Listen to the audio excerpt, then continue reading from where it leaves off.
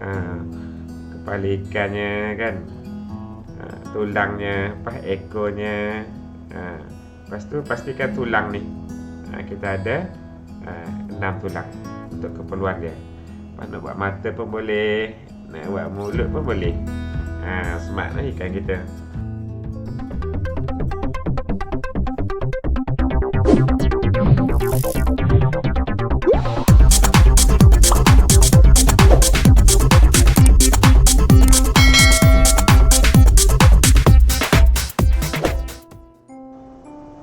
Assalamualaikum warahmatullahi ta'ala wabarakatuh.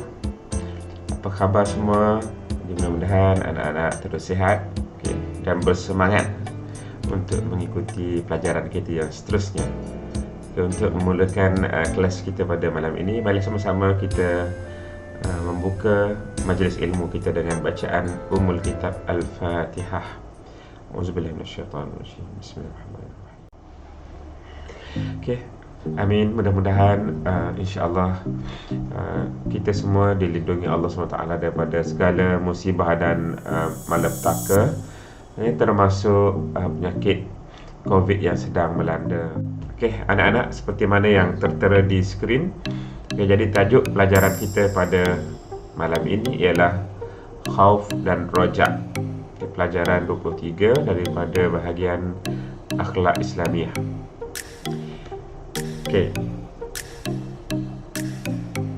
Bahasa Arab semuanya dah ready.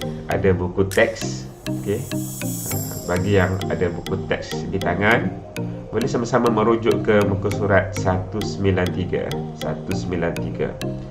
Kemudian Ustaz nak anak-anak sediakan juga alat tulis, dan juga buku log ataupun kertas A4 untuk catatan dan juga sedikit aktiviti lukisan.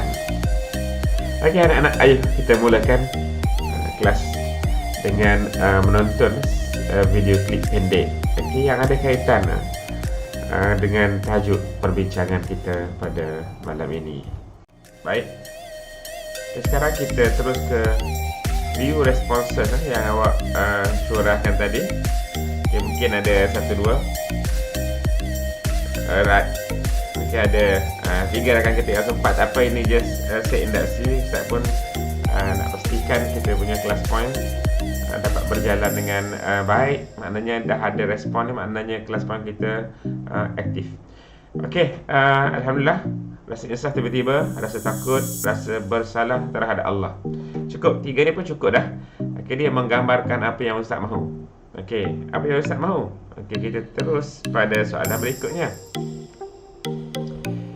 Kenapa kita bertaubat?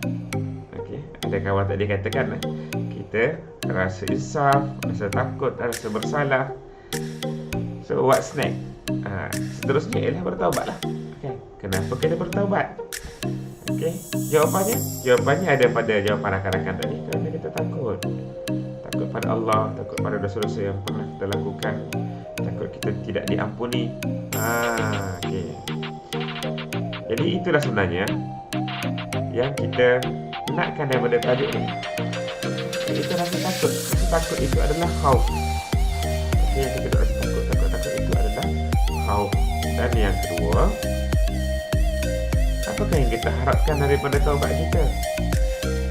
Tentulah kita harapkan Allah ampunkan kita, sehingga segala amalan kita yang salah-salah itu Allah tidak bicarakan di alam akhirat nanti. Jadi kita rasa harap, sebab kita ada harapan, itulah kita bertaubat. Tadi yang kita rasa harap itu anak-anak, harap itulah roja. Jadi kalau anak-anak dapat rasa waktu kita beraktiviti tadi, dengan lirik lagu, itulah sebenarnya perbincangan kita pada malam ini. Kita lihat. Alright. Objektif pembelajaran kita yang pertama, selesai PDPR kita pada malam ini. Anak-anak pelajar insya-Allah dapat menyatakan maksud khauf dan roja. Yang kedua, menyatakan dalil syarak. Dalil syarak ni kita panggil dalil nakli. Yang datang daripada Al-Quran dan juga hadis Nabi. Ketiga, menjelaskan contoh khauf dan juga roja. Ada ke tidak Nabi dan sahabat maknanya berhias dengan sifat ini, khauf dan roja ini. Macam mana aplikasinya dalam kehidupan mereka? Yang keempat, menerangkan keperluan mengimbangi sifat khauf dan roja. Antara rasa takut dan juga rasa harap ini, macam mana nak pastikan keseimbangan. Dan yang kelima, merumuskan hikmah mengamalkan khauf dan juga roja. Anak-anak, maksud khauf dan juga roja ada dalam aktiviti yang sama-sama kita tonton tadi dalam video klip. Datang dalam bentuk perasaan. Tapi kalau soalan periksa, kita kena jawab bertulis lah kan. Jadi ini antara kehendak pengertian yang kita perlu penuhi. Ustaz nak pergi secara bertahap. Kita akan gunakan kaedah fishbone, lakaran lukisan fishbone, tulang ikan, supaya takrif, pengertian, konsep-konsep ini dapat kita kuasai dengan baik, seterusnya melekat dekat minda kita. Mudah-mudahan masuk ke bahagian long term memory. Kita mulakan dengan kepalanya anak-anak. Buatlah masing-masing ada buku log tu. Pastikan tulis tajuk pembelajaran kita hari ini, khauf dan juga roja. Kemudian lukiskan. Lukiskan tulang ikan, kepala ni. Buat semacam kepala ikan yang biasa awak lukis tu pun tak apa. Kepala ikannya kan, tulangnya, ekornya. Lepas tu pastikan tulang ni kita ada 6 tulang untuk keperluan dia. Nak buat mata pun boleh, nak buat mulut pun boleh. Smart lah ikan kita.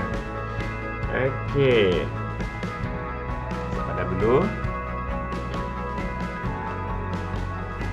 Anak-anak kemudian tulis khauf dan juga roja. Kita buat macam ni, kita nak suruh nampak beza di antara khauf dan juga roja ni. Kemudian perincian ni kita pecah-pecahkan supaya anak-anak lebih fokus dan mudah mengingat. Khauf maksudnya takut kepada kemurkaan dan juga azab Allah dengan menjauhi segala larangannya. Jadi untuk keperluan peperiksaan, ni baru dapat 1 markah. Sini baru dapat 1 markah, sini barulah dapat 2 markah sepenuhnya. Kemudian rojak, apa pula? Rojak maknanya mengharapkan redha Allah. Kita ni takut. Pasti untuk apa? Kita bertaubat kan? Pas taubat kita nak apa? Kita nak redha.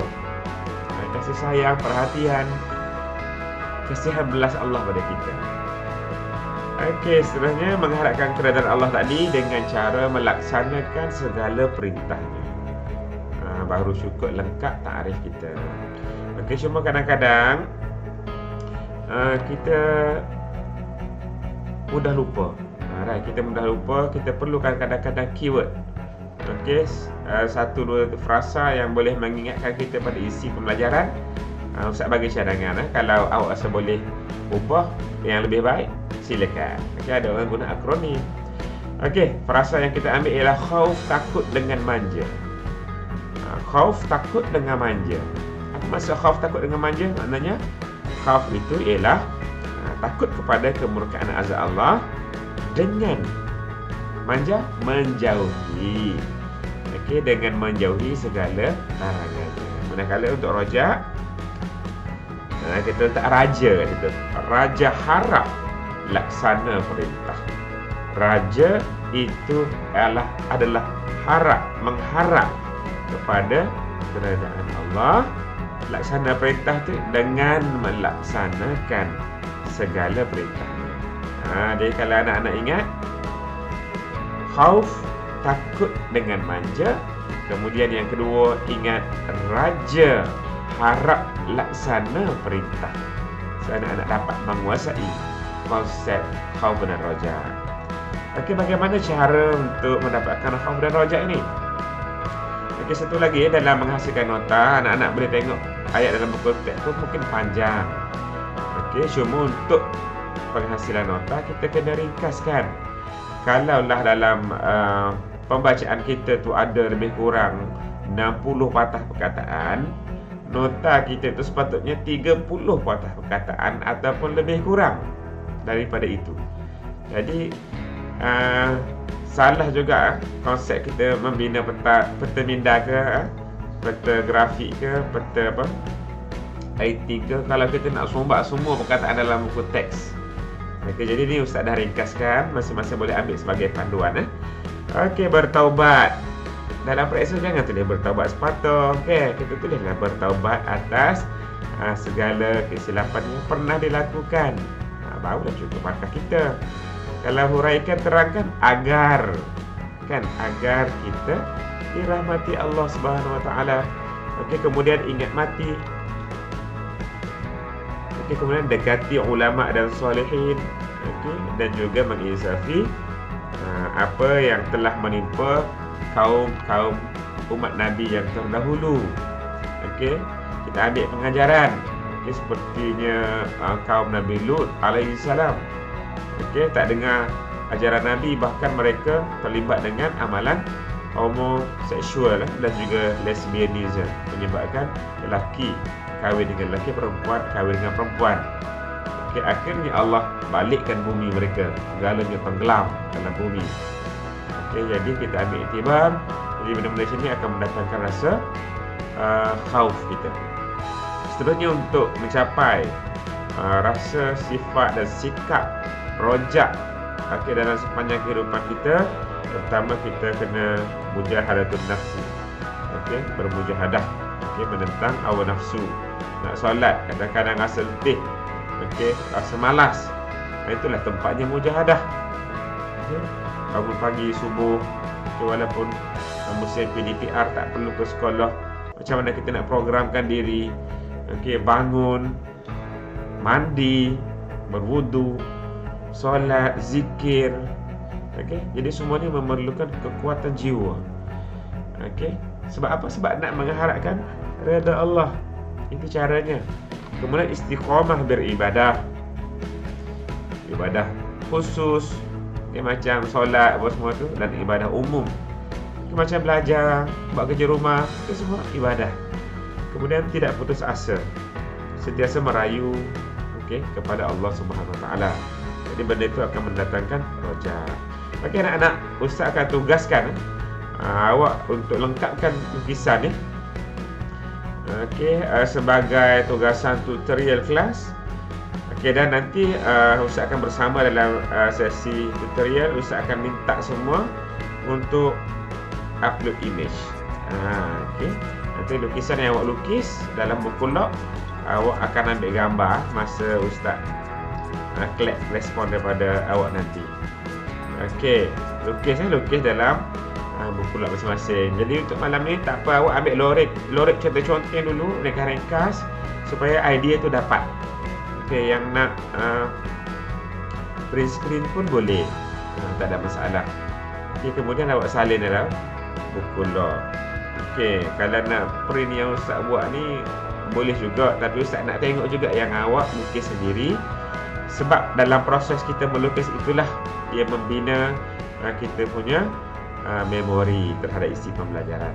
Kita teruskan. Anak-anak, sebelum kelas, Ustaz guna konsep flip classroom. Maknanya Ustaz dah bagi tugasan awal-awal. Dan tugasan yang awak siapkan itu Ustaz tanda dan Ustaz bawa dalam perbincangan kelas. Sebagai sebahagian juga daripada isi pembelajaran kita. Kita pergi pada contoh-contoh. Saya tak baca semualah. Contoh. Tahniah pada yang telah pun berjaya menjawab. Mudah-mudahan jadi contoh pada rakan-rakan. Ini daripada Ain Maisara. Cantik Jadi dia dah tahu dah apa perkara yang paling dia takuti. Jadi sebenarnya walaupun kita belum belajar lagi tajuk ni hari tu, waktu Ain Maisara menjawab, perasaan khauf tu sudah pun datang. Kemudian kita bincangkan balik secara lebih terperinci lah dalam tajuk malam ini. Okey, Ain tak nak mati tanpa sempat bertaubat kepada Allah.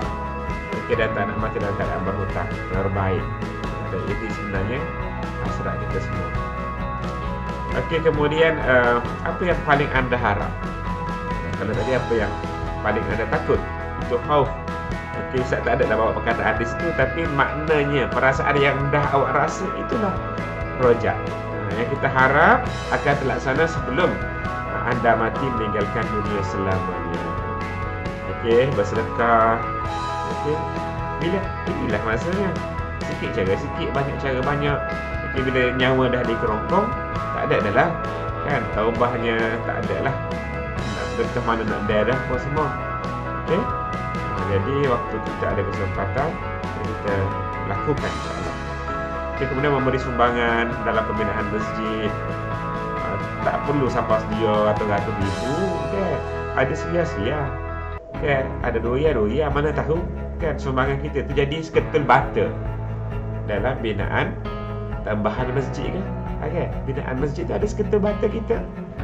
Bila nak utuh bata tadi, noh kiamat selesai.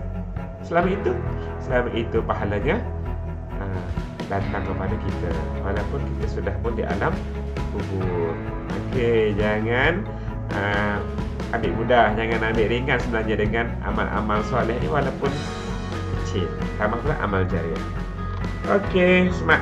Tahniah, jawapan Ain kemas. Alright, kita pergi seorang lagi. Aliza, Bereh Aliza, sentiasa cepat respon, hantar jawapan dan sebagainya. Tahniah Aliza. Okey, satu lagi saya nak tengok, kita ambil Fitrina seorang lagi. Kita tengok jawapan Fitrina. Okey, bagus. Okey, cuma masih dalam keadaan tidak bersedia tu, tidak bersedia tu. Ustaz minta dia terangkan sikit, spesifikkan sikit apa maksud tidak bersedia bagi dia. Setengah orang tak bersedia tu sebab dia nak kahwin dulu. Kan? Adakah itu maksudnya? Ataupun tak bersedia ni maknanya dia sudah ready dari sudut taubatnya dan sebagainya. Okey, yang kedua, dia takut mati dalam keadaan dosa, takut mati dalam keadaan lalai dengan dunia. Okey, nice. Okey, 3 perkara yang paling kita nak harapkan, juga dapat bersedekah lebih daripada nilai yang ditarget. Okey, dapat bina masjid atau buat apa-apa yang boleh memberikan saham di akhirat. Alhamdulillah. Okey, teruskan dan dapat menunaikan haji dan umrah dengan keluarga hasil itu sendiri. Okey. Okey, semua ni anak-anak boleh tengok. Semua ni. Okey. Semua ini adalah perintah Allah. Okey. Sama ada dalam bentuk wajib ke sunat ke, sebenarnya yang kita lakukan demi mengharapkan redanya.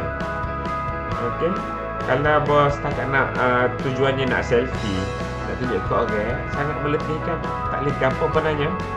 Okey, yang kita harap adalah keredaan Allah, dengan melaksanakan seluruh perintahnya. Okey, cantik dah jawapan tu. Walaupun tak belajar lagi tajuk ni, sebelum ni awak dah bagi jawapan dengan baik. Baik, saya tutup dulu.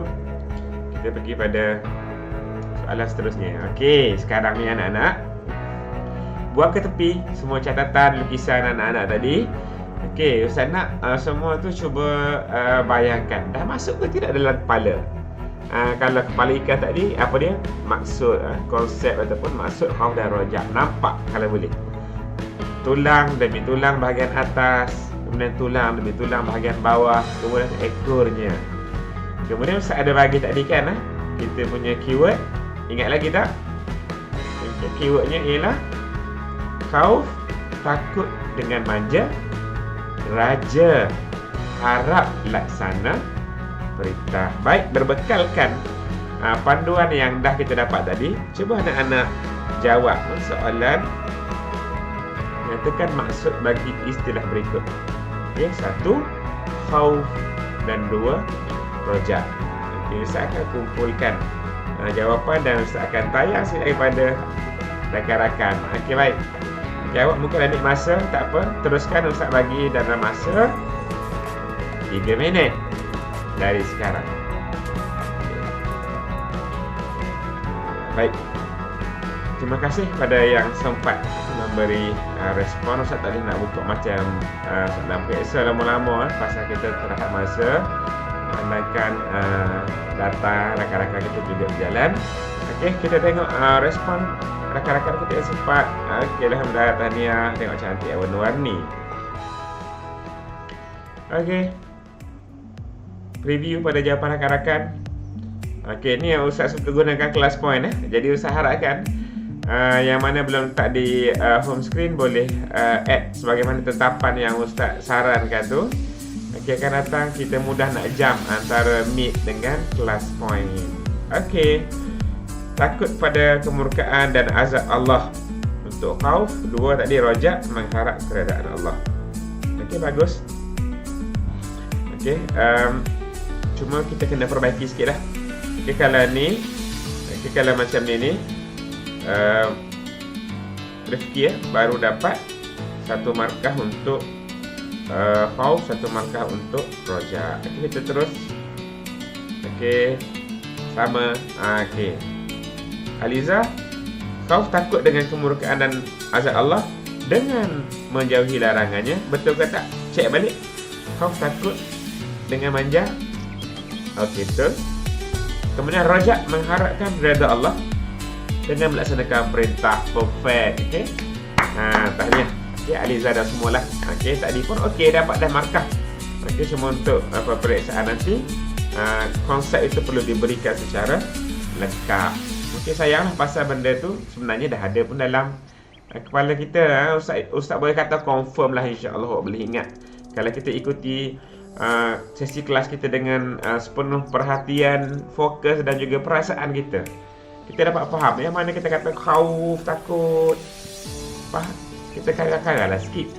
Kemudian rojak, kalau kita baca doa rojak, doa tu rojak lah, maknanya kita minta ya Allah, minta.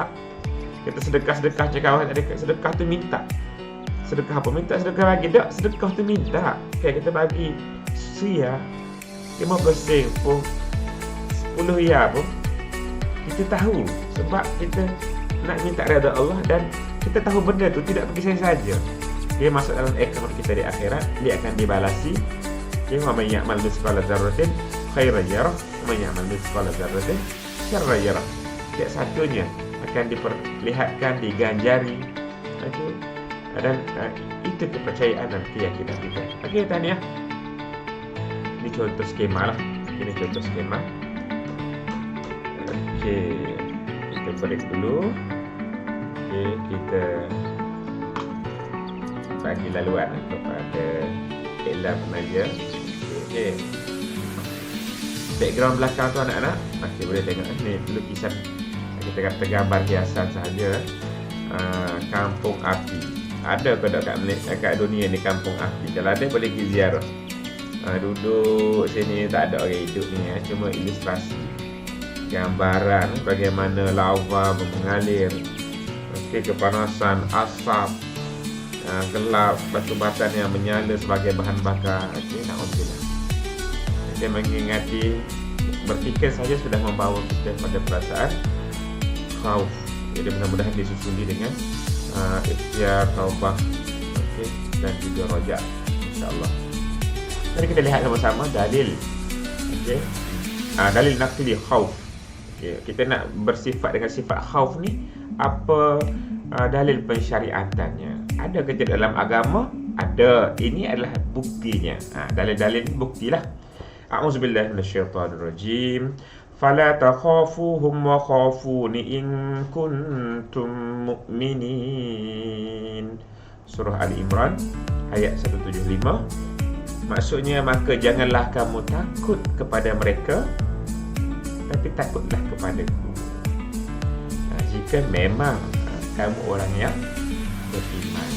Kalau betul-betul yakin dengan Allah, Allah kata, tak apa takut kau dia, takut kakulah. Takut kaku, takutlah kepadaku. Itulah punca kita lahirnya sifat khauf. Kita nak sifat khauf tu sebab memang saranan daripada Allah SWT sendiri. Okey, seterusnya dalil naqli sifat rojak. A'udzubillahi minasyaitonirrajim. تتجافى جنوبهم عن المضاجع يدعون ربهم خوفا وطمعا ومما رزقناهم ينفقون. Surah As-Sajdah ayat 16. Okay, maksudnya mereka menjauhkan diri dari tempat tidur. Ini sifat orang yang rojak. Kerana kita dengan tempat tidur kita, orang yang rojak, kata Allah, tempat tidurnya sekadar merehatkan badan, sekejap-sekejap aja. Kemudian jauhkan diri dari tempat tidur. Dan sentiasa berdoa kepada Tuhan mereka dengan perasaan takut serta penuh harap, dan mereka mendermakan sebahagian daripada apa yang Kami rezekikan kepada mereka. Cantiklah jawapan anak-anak. Okey, waktu menjawab di kelas KIT tu kan, dia pakat tulis nak bersedekah, nak membelanjakan harta, nak buat umrah juga, buat haji. Semua tu dalam ruang lingkup kita rojak. Okay, mendapatkan keredaan Allah SWT, mengharapkan keredaan Allah dengan kita melakukan segala perintah keinginan daripada Allah SWT. Okey, baik, seterusnya kita lihat bagaimana aplikasi implementasi sifat khauf dan rojak dalam kehidupan Rasulullah dan sahabat. Okey, yang pertama, Rasulullah mendirikan solat sunat gerhana matahari dengan khusyuk. Pada sujud terakhirnya, baginda menangis. Rasulullah menangis kerana takut Allah menurunkan azab. Kita pernah menangis tak?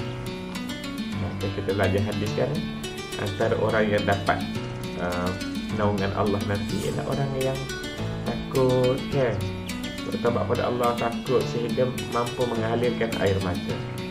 Jadi air mata kita tu menyebabkan kita tu haram untuk disebut api neraka. Lalu Rasulullah pun merintih dengan bersabda, "Wahai Tuhanku, bukankah engkau telah berjanji kepadaku untuk tidak mengazab mereka pada ketika aku bersama-sama mereka?" Tuhanku, bukan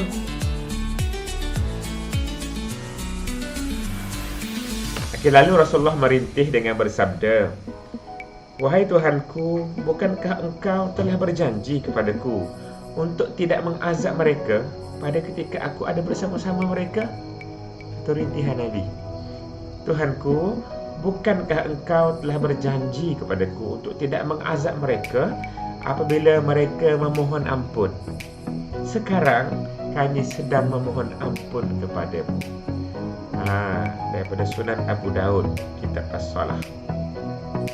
Okey, itu bukti betapa Nabi sendiri sentiasa menghidupkan rasa khauf pada Allah SWT, walaupun kalau kita takut dosa. Nabi tak ada dosa. Tapi cantiknya akhlak Nabi, takut pada Allah SWT. Okey, contoh yang kedua, ni lebih deep.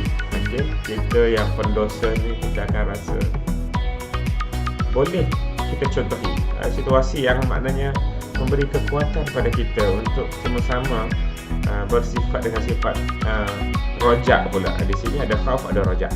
Rasulullah menziarahi seorang lelaki yang sedang terlantar. Okey, terlantar sakit itu. Rasulullah bertanya tentang perasaannya pada ketika itu. Okey, lalu lelaki itu memberitahu baginda bahawa dia sangat mengharapkan rahmat Allah, mengharapkan rahmat, mengharapkan redha Allah, dan berasa sangat takut, khauf, atas dosa-dosa yang pernah dilakukannya. Okey, tengok Nabi dan sahabat macam mana mereka berjumpa, berinteraksi, bercakap. Okey, tanya khabar tentang sakit pun masih lagi bersambung dengan akhirat. Kita kalau lagi ziarah orang sakit, kita tanya apa? Kita cukup tanya lalu makan ke dak? Lalu makan ke dak? Kalau lalu tak apalah kan. Muka pun nampak cerah dah tu, nak siap kali. Full stop. Tapi Nabi dan sahabat kita tengok kan, kita nak tanya orang semaya-semaya kan adik haji kan. Kan main semaya bel tu, gimana nak bantu kau ambil wudu tu, macam mana nak bantu tolong beli tepung apa ni, debu tanah tayamum ke farmasi. Jarang ada, tapi jarang ke. Kita sekat tanya lalu makan ke tak? Itu sahaja. Kita boleh contoh di situ. Okey, lalu baginda sallallahu alaihi wasallam bersabda, la yajtami'ani fi qalbi 'abdin fi misli hadzal mawtini illa a'tahu Allahu ma yarju wa amanahu mimma yakhaf. Cantik jawapan Nabi SAW. Sentiasa memberi motivasi walaupun dalam keadaan sahabat yang sedang menahan kesakitan. Okey, bukan Nabi kata aku munglah kubur lain-lain. Tak ada. Tidak suka kita cara nak mampu orang saja. Tapi Nabi jawabnya, tidak berhimpun kedua-duanya dalam hati seorang hamba Allah pada ketika itu. Dia risau, dia takut dosa, lepas tu nak rahmat Allah. Dia nak rahmat, dia takut dosa, dia nak rahmat, dia nak keampunan. Nabi kata, kalau dua benda ni duduk cokoh dalam hati seorang hamba Allah, seorang mukmin tu, bila dah ada, jadi melainkan Allah memberikan apa yang diharapkan. Ada tadi benda-benda macam tu menyebabkan Allah akan beri apa yang diharapkan dan menyelamatkannya daripada apa-apa yang ditakutinya. Jadi kena sama-sama lah bubuh dalam hati kita tu antara syarat penerimaan taubat kepada Allah, takut, kemudian mohon ampun, kemudian rasa nak dapat rahmat, kasihan, belas, pengampunan Allah Subhanahu Wa Taala. Okey, seterusnya anak-anak, khauf dan rojak ni tak boleh diambil secara terpisah. Dia mesti ada keseimbangan. Tak boleh sampai tahap kita khauf takut sampai tak boleh buat apa.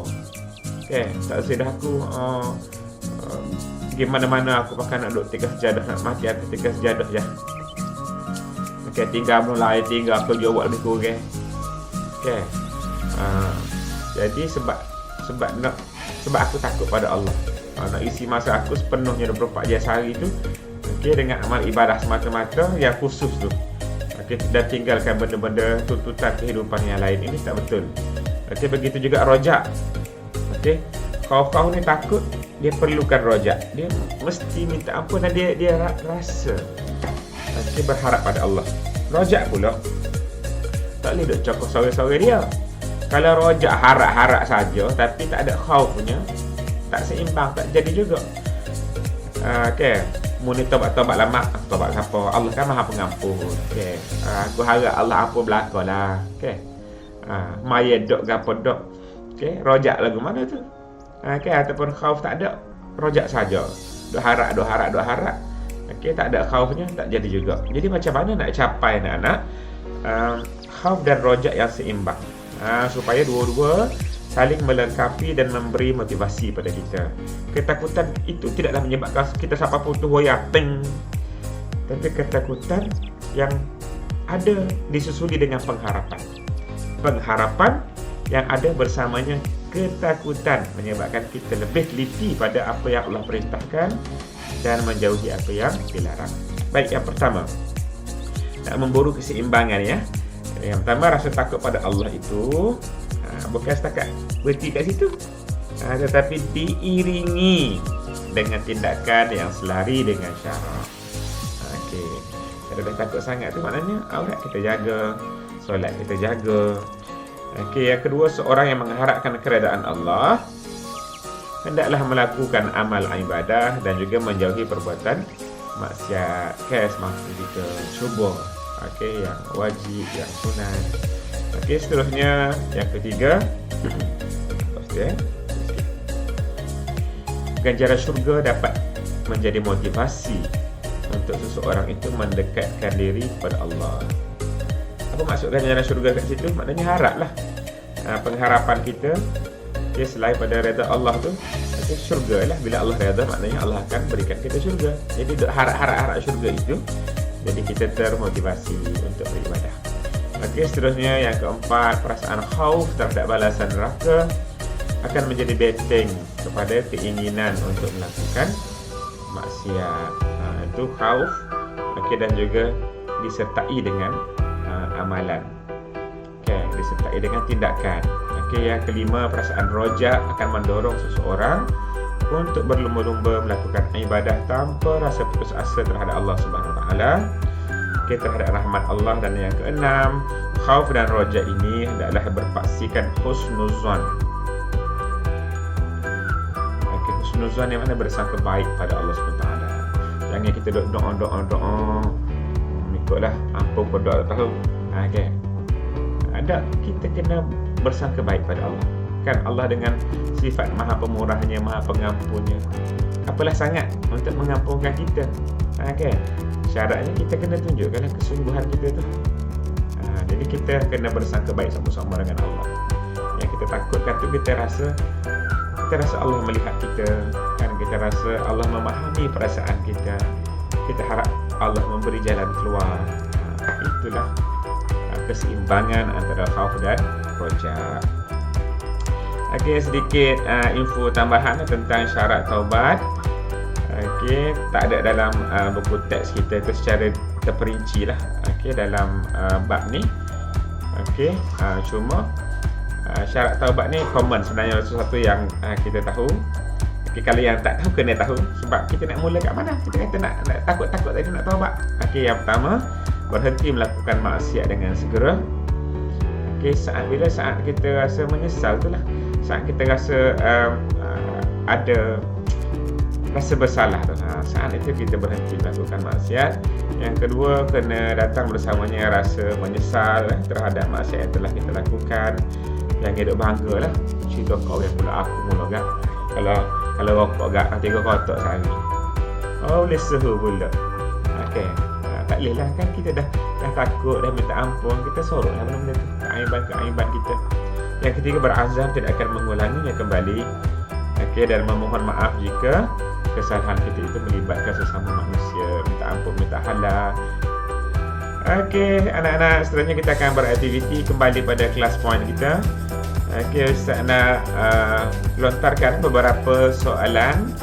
Okey, walaupun nampak bentuknya bentuk objektif, tapi dapat sebenarnya bagi Ustaz dapat membuat pengukuran tentang kefahaman kita semua tentang tajuk ni.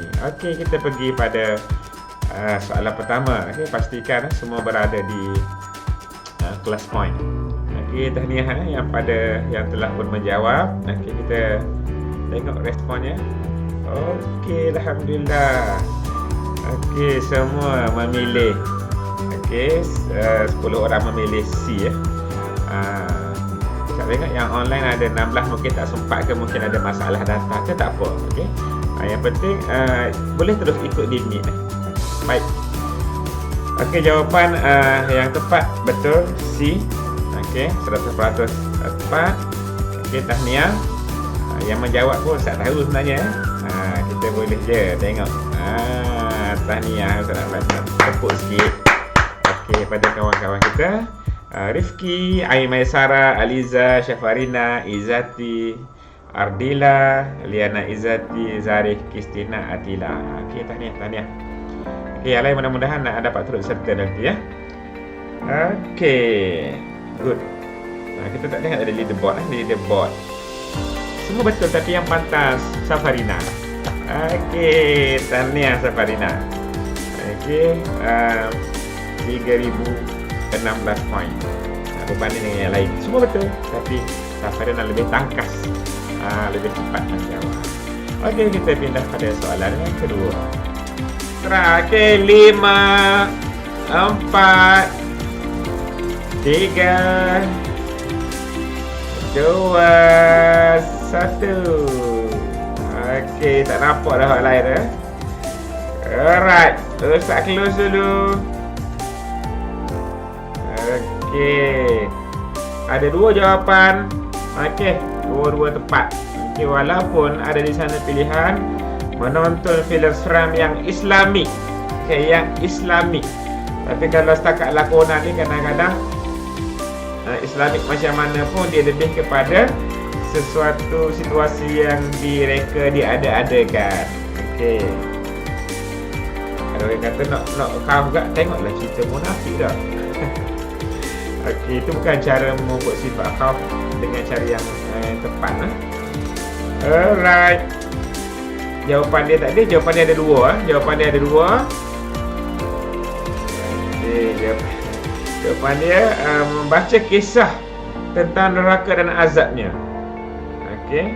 Dan juga mendalami ilmu agama. Kita akan jumpa benda tu semua insya-Allah. Kemudian leaderboard kita tahniah. Okey, Aliza pula untuk soalan ni. Syafarina, Rifki, Maintain 3 teratas. Ain, Izati dan Ardila. Alright. Buka slide, buat tanda. Okey, seterusnya soalan ketiga. Apakah kelebihan bersifat khauf? Okey, mungkin setengah ada masalah data atau apa, okey. Okey, 5 4 3 2 1. Okey, tak ada masalah. Okey, semua clear. Okey, walaupun setengah orang rasa bagus untuk menjadi kebanggaan orang. Okey, sebenarnya sifat khauf ni satu sifat yang tersembunyi dalam diri kita. Okey, orang mungkin tak dapat menilai daripada luar. Okey, tapi tak apa, cukup kita dengan Allah Subhanahu Wa Taala. Okey, bahkan orang yang kadang-kadang khauf ni tak disanjung pun oleh manusia. Tapi biarlah. Okey, biar kita dengan Allah Subhanahu Wa Taala. Alright. Semua betul, tapi yang paling cepat sekali lagi, Aliza, ada Safarina, Maisara, okey, Rifki Maintain dalam carta. Okey, Izzati juga Kristina. Okey, tahniah. Alright, kita pergi soalan seterusnya. Okey, ini tentang taubat. Berikut merupakan syarat taubat kecuali. Okey, berikut merupakan syarat taubat kecuali.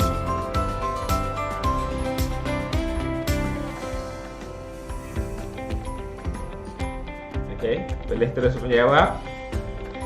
Okey, 7 8. Okey. Kita tunggu 2 orang lagi.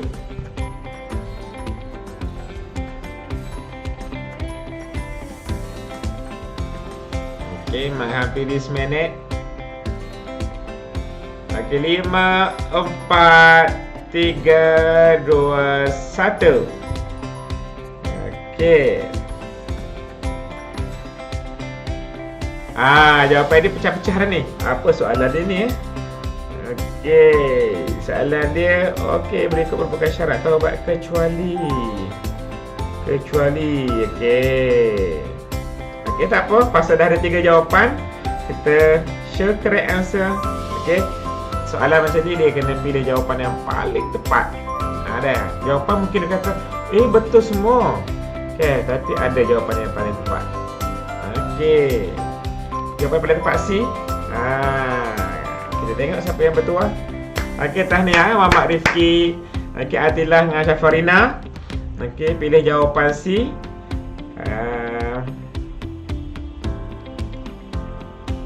Hak lain Ustaz tak klik nama lah. Okey.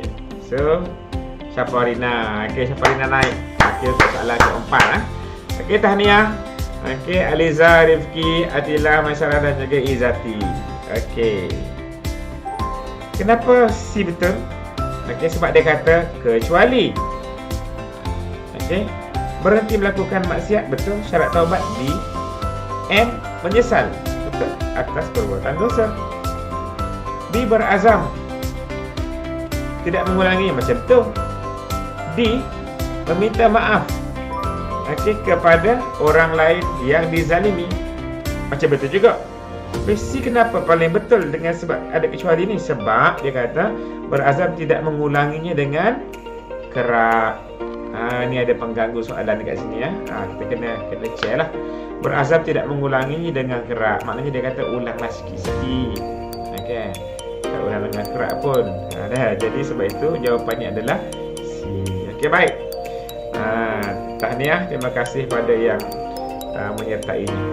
Okey, untuk aktiviti seterusnya saya rasa kita dah jam 10.41. Ustaz pun seboleh mungkin tadi nak break dekat dekat 10.30 tadi. Okey, tak apa. InsyaAllah untuk tugasan seterusnya Ustaz akan berikan dalam kelas tutorial lah. Okey, ada sikit lagi sebenarnya untuk tajuk ni, tapi tak apa. Okey, cukup dulu setakat tu untuk malam ni. Okey, Ustaz buka dulu untuk soalan kalau ada. Rizky, okey ke Rizky? Okey. Dah Ustaz tanya Tok Mulu dulu dalam malam ni. Okey, Tok Mulu kata okey. Beres, tak ada soalan Rizky. Clear? Tak ada. Clear lah tu. Alhamdulillah. Okey, jadi mudah-mudahan kita dapat menghiasi diri kita dengan sifat-sifat mudah. Okey, antara sifat-sifatnya adalah bersifat dengan sifat khauf dan rojak. Okey, setiap yang akan sentiasa saja rendeskan dalam jiwa kita, dalam hati kita yang hidup. Tinggal lagi kita hanya perlu menyahut seruan itu. Jadi mudah-mudahan kita dapat berakhlak dengan akhlak sebagaimana yang dituntut itu dengan penuh keseimbangan. Okey. Jadi setakat itu dulu untuk malam ni. Okey, terima kasih semua. Good night. Bye bye. Terima kasih Ustaz. Ya, sama-sama. Bolehlah nak lihat apa semua dah.